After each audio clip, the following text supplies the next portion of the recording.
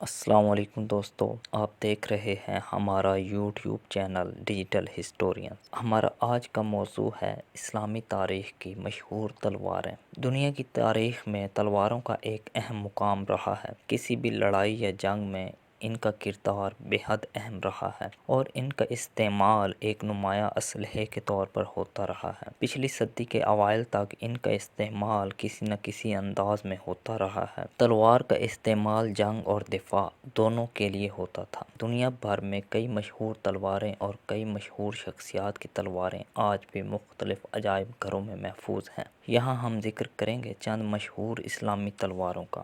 ان تلواروں کی فہرست میں سب سے پہلے نمبر پر آتی ہے ذوالفقار۔ ذوالفقار نبی کریم صلی اللہ علیہ وآلہ وسلم کی مشہور تلوار تھی۔ یہ ایک بہت ہی تیز اور مضبوط تلوار تھی اور اس کا نام اس کی خصوصیت کی وجہ سے پڑا۔ ذوالفقار کا مطلب ہے دو فولاد، یعنی اس کی دھار دو فولادوں سے مل کر بنی تھی جو اسے بہت ہی تیز بنا دیتی تھی۔ ذوالفقار کو رسول اللہ صلی اللہ علیہ وآلہ وسلم نے حضرت علی رضی اللہ تعالی عنہ کو دیا تھا اور وہ اسے زندگی بھر استعمال کرتے رہے تھے۔ اس کے بعد دوسرے نمبر پر جو تلوار آتی ہے اس کا نام ہے براق۔ براق حضرت علی رضی اللہ تعالی عنہ کی مشہور تلوار تھی۔ براق کا نام اس کے رنگ کی وجہ سے پڑا۔ براق کا مطلب ہے چمکدار۔ یہ ایک بہت ہی خوبصورت تلوار تھی اور اس کی دھار بہت تیز تھی۔ براق کو حضرت علی رضی اللہ تعالی عنہ نے جنگوں میں بہت سے دشمنوں کو مارنے کے لیے استعمال کیا تھا۔